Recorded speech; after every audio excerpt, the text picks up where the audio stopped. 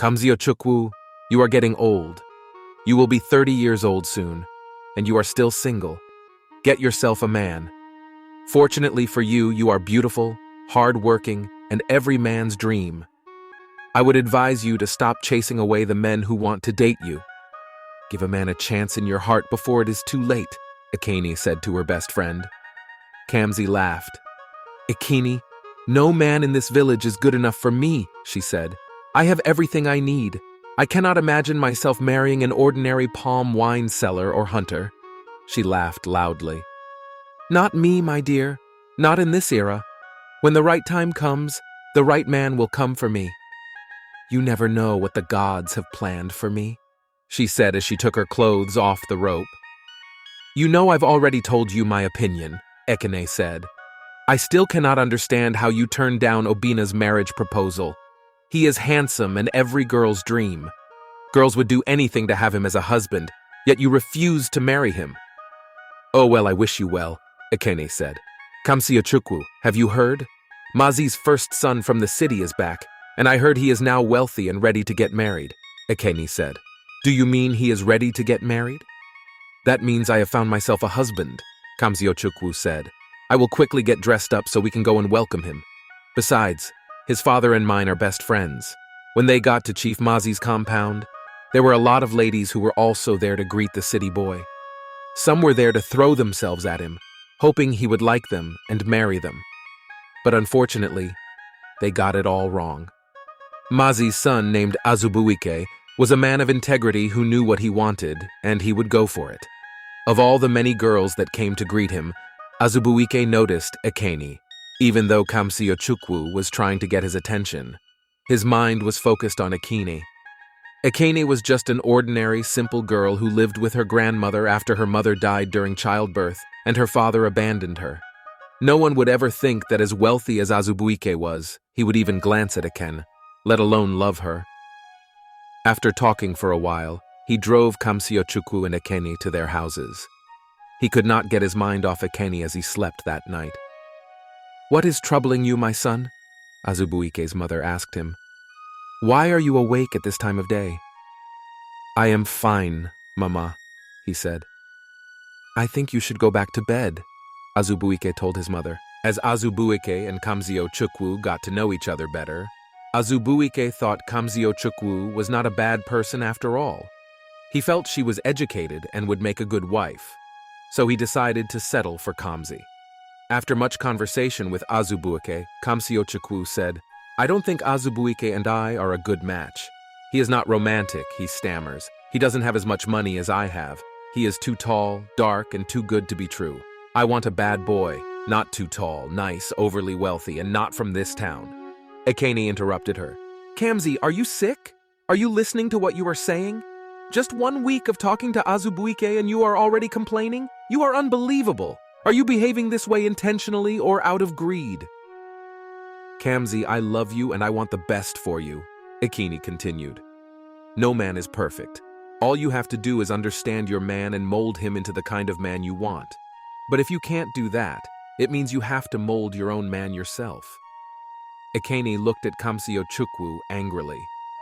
One evening, as Aeni and Kamsiyochukwu were walking to fetch water from the stream, they saw Azubuike.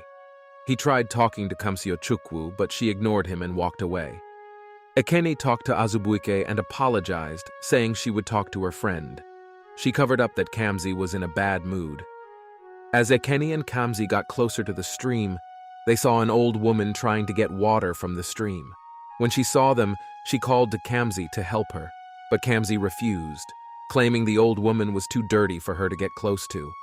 Aeni got angry at her best friend for refusing to help an elderly person. Aeni rushed to help the old woman instead. Thank you, my daughter, the old woman said. Can you please help me take this water to my hut? Aeni agreed with joy in her heart. Kamsi, please wait while I drop off this water, Aeni said. Kamsi agreed as she sat close to a tree. As Aeni reached the old woman's hut and dropped off the water, the old woman held her hand as she was about to leave. My daughter, what is your name? The old woman asked. My name is Aeni, Ma, Aeni replied. You are such a nice girl, and for what you have done, I have a gift for you, the old woman said. She gave Aeni a small old calabash. This is for you. Whatever you need, speak to the calabash, and it will give it to you. But make sure you ask for things with love, not greed, for if you ask with greed, there is a consequence. And nobody can use the calabash except you alone. Aeni received the calabash with a surprised look and headed back to the stream, where she saw Kamsi looking tired as she waited for her. They both headed home. One day, Aeni cried in her room because no man had ever approached her or looked her way, and she would soon be 31 years old. Her eyes fell on the small calabash, and she remembered what the old woman had said. She took the calabash and said, "Oh, calabash, people have said many bad things about me. I am pretty and smart, just like my friend Kamsiyochukwu, but I have no suitors. The man I love loves someone else, and she doesn't love him back. Oh, calabash, if you could make Azubuike love me and marry me, I will be so grateful." Suddenly, the calabash glowed brightly. This almost took Akene's breath away.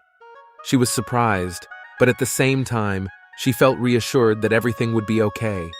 Sometimes Aeni spoke to her magic calabash, and it produced fine fabrics and foods. Her best friend Kamsiyochukwu became envious of Aeni. Kamsiyochukwu tried hard to find out Akene's secret, but could not. Soon, Azubuike fell in love with Aeni. He treated her like a princess and gave her nice things. However, Kamsiyochukwu was upset that her friend accepted to marry someone she had rejected.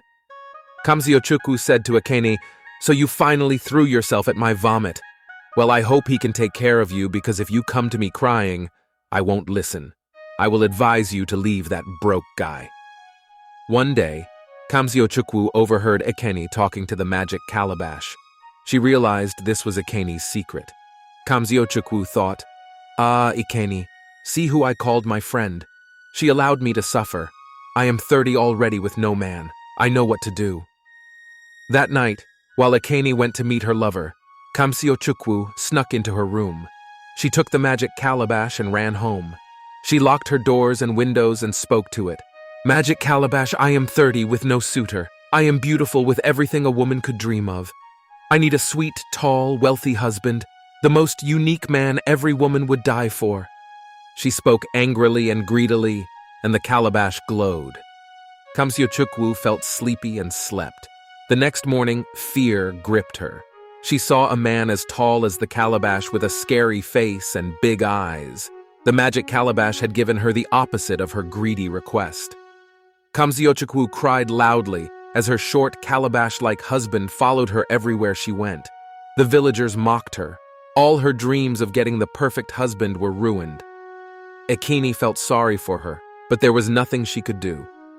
They both went to find the old woman who had given Aeni the magic calabash, but she no longer existed.